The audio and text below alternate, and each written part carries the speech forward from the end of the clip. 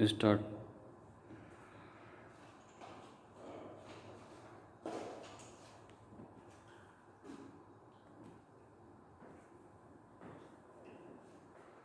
Good morning, all of you.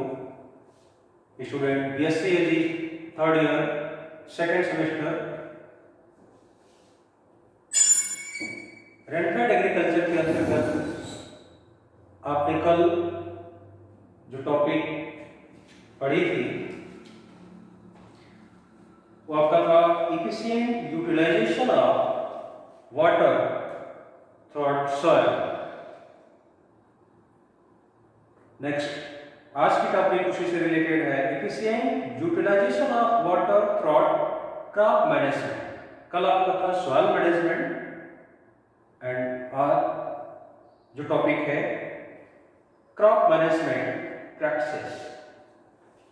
तो जब हम ड्राई लैंड या रेनफेड एग्रीकल्चर में क्रॉप मैनेजमेंट किस तरीके से करें ताकि वहां पे हम वाटर का सही तरीके से यूटिलाइज कर सकें, उपयोग कर सकें।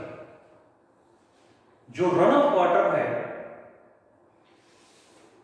उसका हम सही तरीके से प्रॉपर कंजर्वेशन, जो कि वाटर हार्वेस्टिंग टेक्निक के द्वारा हम वाटर कैचमेंट एरिया में वहां पे उसको स्टोर करें, जो in future life saving irrigation के रूप में भी उसका यूटिलाइज कर सकें।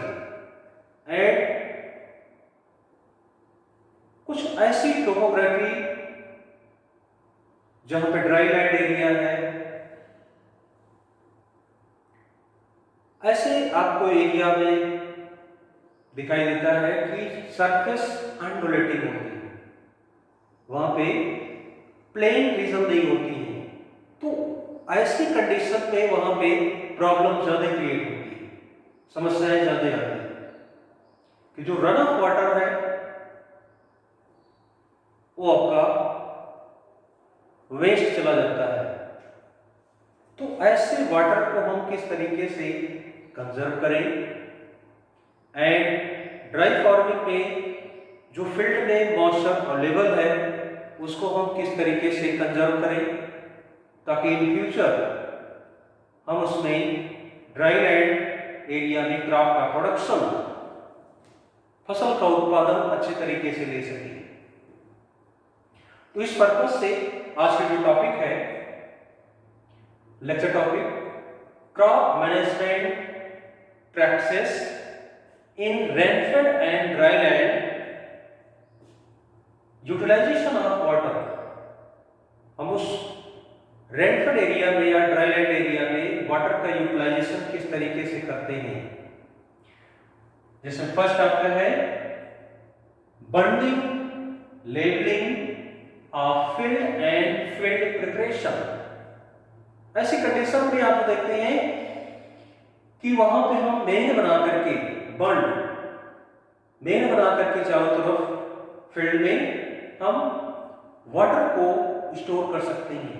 वाटर को वहां पे हम उसका अच्छे तरीके से यूटिलाइज कर सकते हैं। बंड यानी आप देखते हैं कि फील्ड में चारों तरफ से अच्छे तरीके से वहां पे हम ऊंची मेन बंड का निर्माण करते हैं जिससे कि वाटर बाहर ना जा सके। तो इसलिए जो वाटर उस एरिया में है वो लीच करके परकुलेट करके नीचे चला जाता है और निचली सतह में वाटर की जो मॉइस्चर कंडीशन वहां पे अच्छे तरीके से मैनेज होती है। लेकिन ऐसी एरिया जो अनडोलेटिंग है, ऊंची नीची जो भूमि है, कुछ ज्यादा ऊंचाई पे है, कुछ बहुत ज्यादा जो है निचली एरिया में है, लो लैंड एरिया है, तो उसको प्लेन सरफेस वहां पे करना चाहिए जिससे आप देखते हैं कि वाटर होल्डिंग कैपेसिटी उस एरिया में ज्यादा हो। एंड फील्ड प्रिपरेशन, भूमि की जो तैयारी, खेत की तैयारी है, अच्छे तरीके से करनी चाहिए। जो हमें सबल प्लाविंग, जो डीप प्लाविंग, इस तरीके से वहां पे जो सॉइल पार्टिकल्स है टूट करके अलग हो, यानी फील्ड की टेक्सचर एंड स्ट्रक्चर बेटर अगर होता है तो वहां पे वाटर होल्डिंग कैपेसिटी उस एरिया में, उस फील्ड में अधिक होगी, जो कि हमारे इन फ्यूचर ड्राईलैंड एरिया के लिए हम क्रॉप प्रोडक्शन अच्छे तरीके से कर सकते हैं। एंड सेकेंड आपका है समर प्लाविंग। अभी जो आपको मैंने बताया कि ऐसी एरिया के लिए हम जब समर प्लाविंग करते हैं तो वाटर कंजर्वेशन के साथ साथ यानी सॉइल की जो प्रॉपर्टीज है वो तो बेटर होती है, उसके साथ साथ कुछ इंसेक्ट जो स्टेज सॉइल की निचली सतह में जाकर के छिप जाते हैं, रेस्टिंग पीरियड में हो जाते हैं, और जैसे ही फेवरेबल टेम्परेचर कंडीशन उनको मिलती है फिर क्रॉप पे आकर के अटैक करते हैं। एंड कुछ डिजीज तो उनको डिस्ट्रॉय करने के लिए आप जो देखते हैं जैसे कुछ सॉइल बॉर्न डिजीज होते हैं, तो उनको डिस्ट्रॉय करने के लिए हम समर प्लाविंग जो करते हैं, जब टेम्परेचर अधिक होता है तो ऐसे कंडीशन समर प्लाविंग का जो टाइमिंग होता है वो नियर अबाउट आपका मंथ ऑफ मई लास्ट। तो ऐसे कंडीशन जब देखते हैं ज्यादा टेम्परेचर नियर अबाउट आपका एबव 40 टू 45 डिग्री सेल्सियस हो जाता है, तो उस समय जब हम समर प्लाविंग करते हैं तो एडवांटेज हमको अदर और भी मिलते हैं, जो कि इंसेक्ट एंड डिजीज के द्वारा भी वहां पे कंट्रोल किया जा सकता है। And next use of organic manure. ऐसे फील्ड में आप देखते हैं कि ऑर्गेनिक मैन्योर्स का ज्यादा से ज्यादा वहां पे हमें एप्लीकेशन करना चाहिए। ऑर्गेनिक मैन्योर में जैसे FIM, compost manure, vermi compost manure, जो बल्क रूप में जो हम जिसको बोलते हैं बल्की मैन्योर, उनको हम फील्ड में जब डालते हैं तो जितनी बार हम प्लाविंग करते हैं उससे मिक्स होकर के सॉइल के पार्टिकल्स टूट करके अलग होते हैं। ऐसे कंडीशन में वहां पे जो सॉइल की कंडीशन अच्छी होती है और वाटर होल्डिंग कैपेसिटी उस एरिया में बढ़ जाती है, जिससे कि हम क्रॉप का प्रोडक्शन अच्छे तरीके से कर सकते हैं। And next use of bio fertilizers. ऐसे एरिया में हमें बायो फर्टिलाइजर्स के रूप में जैसे बीजीए एंड आपका कुछ इस तरीके से बायो फर्टिलाइजर्स में नोट कर लेना, पीएसवी कल्चर, बीजीए, बीजीए का 10 kg per hectare and PSV का एंड राइजोबियम 5 to 10 ग्राम पर केजी सीड जो लेगुमिनस क्रॉप के सीड के लिए होता है। तो इस तरीके से जो हम बायो फर्टिलाइजर्स का यूज करते हैं जिससे कि हमारे क्रॉप का प्रोडक्शन अच्छे मिल सके, तो हम बायो फर्टिलाइजर्स का वहां पे एप्लीकेशन करना चाहिए। And selection of crop and variety. ऐसे एरिया में आपको विशेष ध्यान देना चाहिए कि हम ऐसे क्रॉप वैरायटी का सिलेक्शन करें ताकि वहां पे हमें ड्राई लैंड एरिया के लिए कि ड्रॉट के प्रति रेजिस्टेंट वैरायटी हो या टॉलरेंट वैरायटी हो, जो वहां के अकॉर्डिंग अपने को एडजस्ट कर सके, जो हायर टेम्परेचर ज्यादा टेम्परेचर में भी सहनशीलता उसमें हो। तो इस तरीके से हम ऐसी वैरायटी का सिलेक्शन करना चाहिए कि जहां पे एक एवरेज प्रोडक्शन मिल सके। तो नोट कर लेना कुछ ऐसी वैरायटी है शोरगम JZ235, rice Purva and Tripti, wheat गेहूं की, मुक्ता, सुजाता एंड कोदो की वैरायटी है मॉडर्न प्लेट्स में आते हैं JK182। तो और भी कुछ ऐसी जो क्रॉप है जिनकी देखते हैं कि कुछ जो रेजिस्टेंट वैरायटी है उसका सिलेक्शन करना चाहिए, जो कम ड्यूरेशन में वहां पे प्रोडक्शन दे सके और कम ड्यूरेशन में हार्वेस्ट हो सके। तो ऐसे वैरायटी का वहां पे सिलेक्शन करना चाहिए।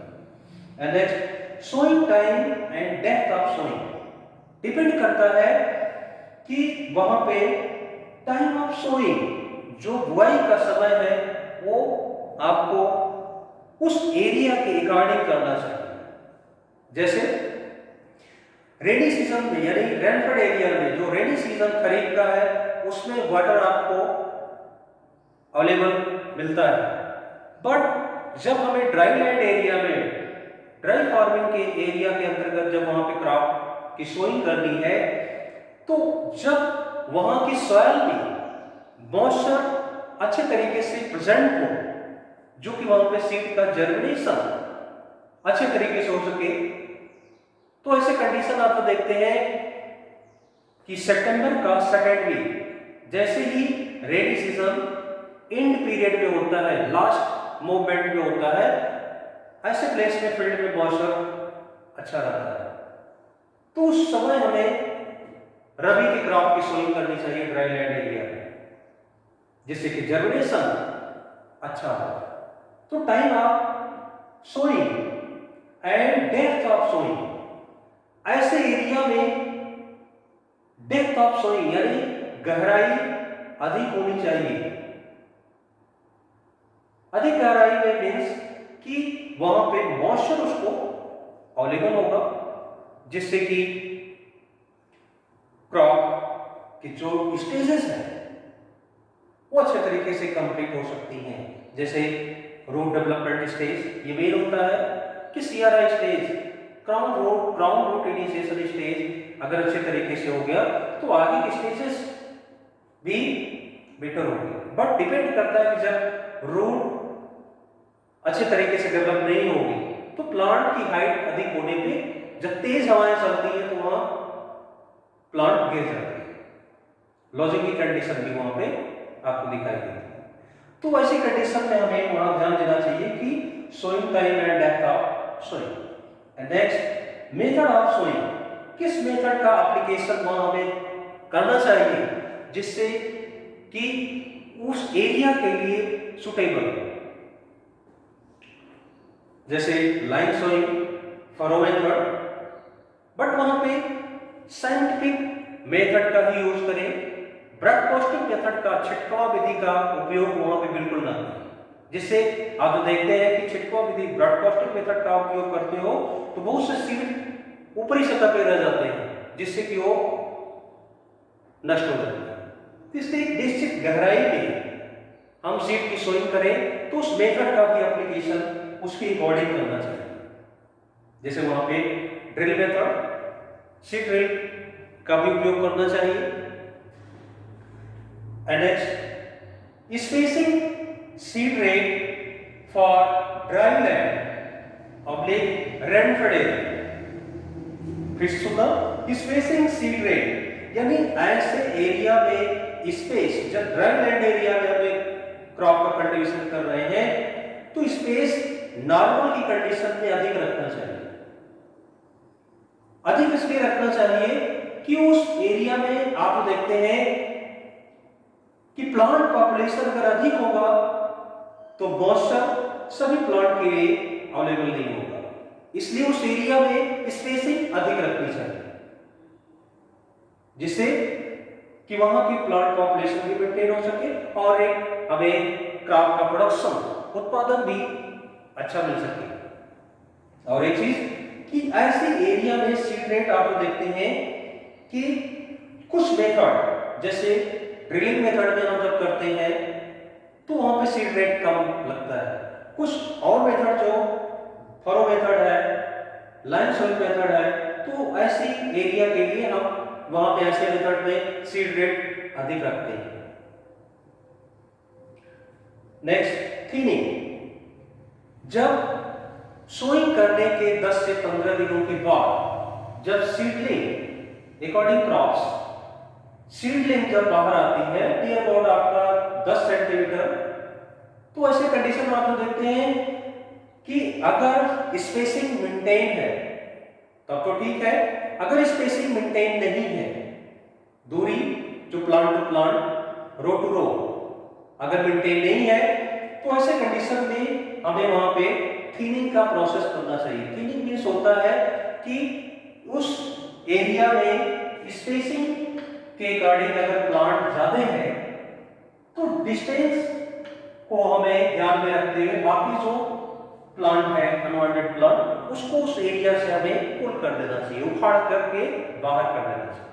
बट थिनिंग में एक चीज ध्यान देना चाहिए कि वहां पे हेल्दी प्लांट को रहने दें, बट अदर जो प्लांट उस तरीके से है जो अनवांटेड जो स्पेसिंग के अलावा है तो उसको हमें उखाड़ करके बाहर कर देना चाहिए। नेक्स्ट क्रॉपिंग पैटर्न, वहां पे क्रॉपिंग पैटर्न का भी विशेष इंपॉर्टेंट होता है, जो कि क्रॉपिंग पैटर्न में आप देखते हैं कि जिस एरिया में जो क्रॉपिंग पैटर्न आपने प्लान किया है उसके अकॉर्डिंग हमें उस क्रॉप को ज्यादा वहां पे प्राथमिकता देनी चाहिए। और 1 ईयर, एक साल में जो आप क्रॉप वहां पे लेना चाहते हो, जनरली हम देखते हैं कि ड्राई लैंड एरिया के लिए, रेनफेड एरिया के लिए सिर्फ 2 क्रॉप का सिलेक्शन करना चाहिए, खरीफ और रबी, क्योंकि जायद में हमें वहां पे वाटर अवेलेबल नहीं होगा जो कि इरिगेशन नहीं कर सकते, इसलिए रेनफेड एरिया में सिर्फ 2 क्रॉप का सिलेक्शन करना चाहिए। और ऐसी क्रॉप हो जो कि कम वाटर रिक्वायरमेंट वाली हो ड्राई लैंड एरिया के लिए, जो कि अच्छे तरीके से वहां पे उसको हम ले सकते हैं। तो उसके अकॉर्डिंग आप कुछ नोट कर लेना क्रॉपिंग पैटर्न में, जो कि वहां पे ब्लैक ग्राम वीट गेहूं या बार्ली जौ, नेक्स्ट दूसरा शोरगम, उसके बाद ग्राम रबी में ग्राम या पी मटर, नेक्स्ट तीसरा पैडी यानी धान, उसके बाद लिनसेड या मस्टर्ड या ग्राम।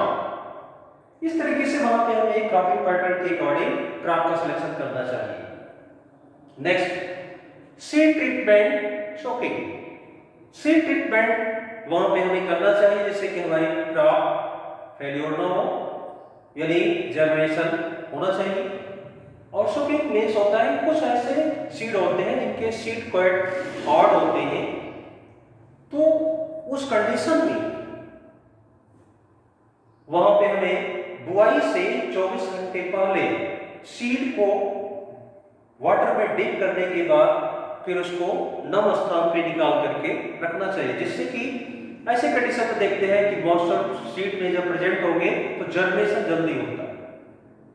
तो ऐसे टेक्निक का हमें यूज करना चाहिए, seed treatment soaking of seeds. And next fertilizer application time, quantity and method. एक चीज विशेष ध्यान देना कि जब हमें एरिया में वाटर अवेलेबल है तो फर्टिलाइजर का फुल डोज का एप्लीकेशन करना चाहिए।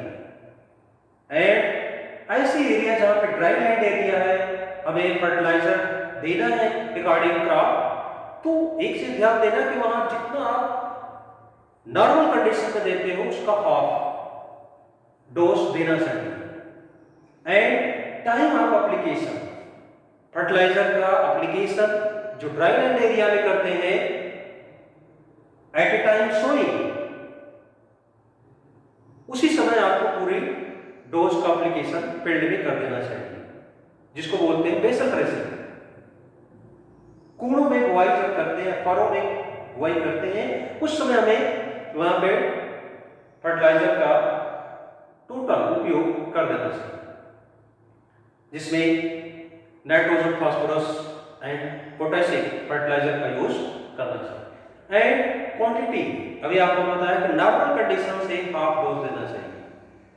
हाँ, अगर ऐसी कंडीशन आती है कि कभी कभी देखते हो कि फील्ड एरिया में साइक्लोनिक इफेक्ट के कारण रेनफॉल होती है, अगर उस एरिया में वाटर वहां पे फील्ड में प्रेजेंट है तो हमें नाइट्रोजन का फर्टिलाइजर के रूप में टॉप ड्रेसिंग का उपयोग करना चाहिए।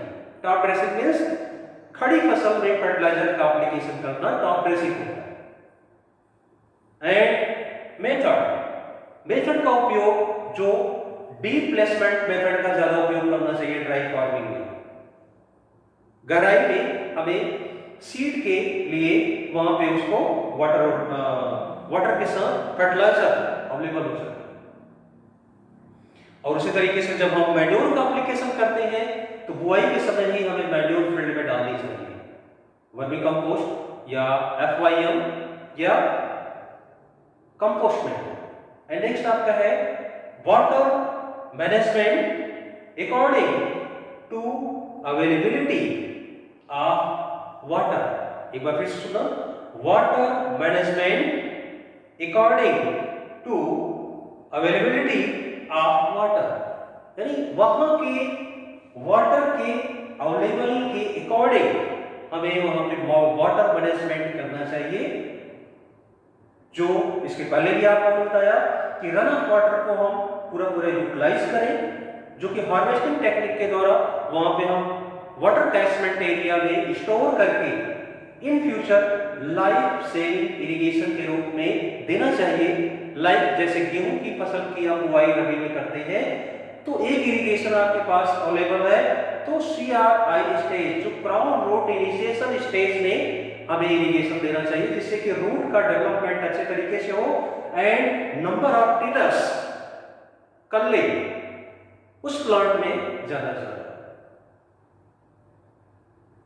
एंड नेक्स्ट आपका है वीड कंट्रोल मेजर्स।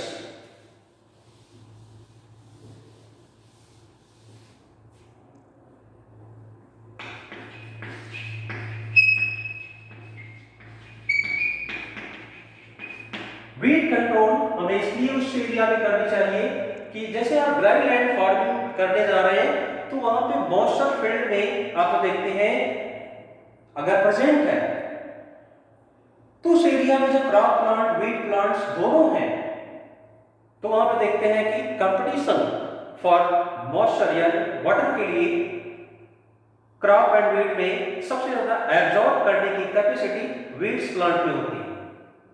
जो प्रेजेंट मॉइस्चर है फील्ड में उसका यूटिलाइज वीड्स कर लेता है। इसलिए ऐसे एरिया में हमें वीड्स का कंट्रोल करना चाहिए, पुलिंग उखाड़ करके फेंक देना चाहिए एंड मैकेनिकल कंट्रोल भी करना चाहिए, जो यंत्र का उपयोग वहां पे कर सके एंड आपका हर्बिसाइड के रूप में भी एप्लीकेशन वहां पे करना चाहिए। तो वहां पे वीड कंट्रोल मैनेजमेंट भी करना चाहिए। And next plant protection.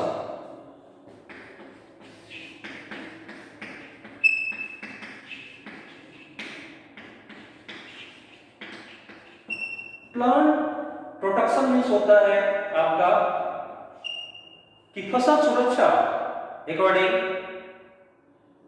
Weed management and insect management and disease management. वहां पे हम खरपतवार और इंसेक्ट कीट के द्वारा और रोगों से हमें वहां पे अच्छे तरीके से प्रोटेक्शन करना चाहिए। तो ये आपका था प्लांट प्रोटेक्शन मेजर्स, जो वहां पे हम सीजन के अकॉर्डिंग प्लांट प्रोटेक्शन उस फील्ड में कर सकते हैं। And next use of agrochemicals. Use of agro chemical, वहां पे एग्रो केमिकल्स का उपयोग करना चाहिए, जिससे कि फील्ड में आप देखते हैं कि एंटी ट्रांसपेरेंट जो कि मॉइस्चर को कंजर्व फील्ड में हम कर सके, जिससे कि क्रॉप का प्रोडक्शन अच्छे तरीके से वहां पे ले सके। तो आप नोट कर लेना कुछ एंटी ट्रांसपेरेंट्स में PM में एलाक्लोर एंड सेकेंड है ग्रोथ रिटार्डेंट। ग्रोथ रिटार्डेंट में है CMH and ascorbic acid.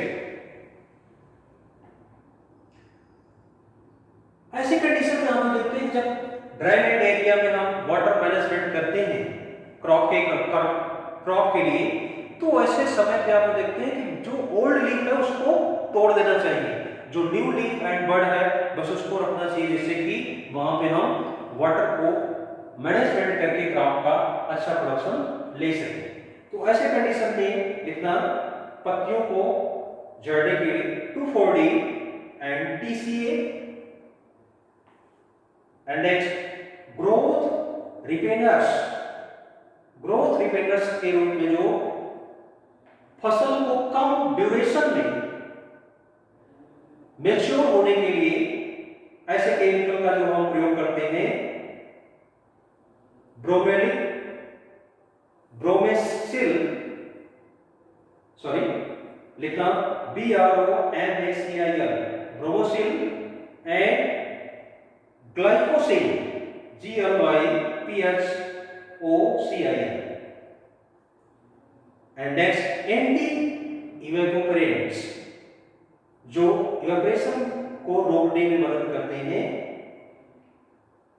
डिओलिन, DAOLIN, डिओलिन water. तो इस तरीके से आज की जो टॉपिक थी crop management practicing rainfed and dry land utilization of water, तो आज यही पे समाप्त करते हैं और हम आशा करते हैं कि आप जितने आपको इसमें टॉपिक के अकॉर्डिंग जो चीज़ें पढ़ाई गई वो आप अच्छे तरीके से सुने होंगे और नोट किए होंगे, तो ये आपके एग्जामिनेशन पर्पस के लिए तैयारी के लिए बेस्ट है। तो आज के लिए इतना ही, नेक्स्ट कल। Thank you.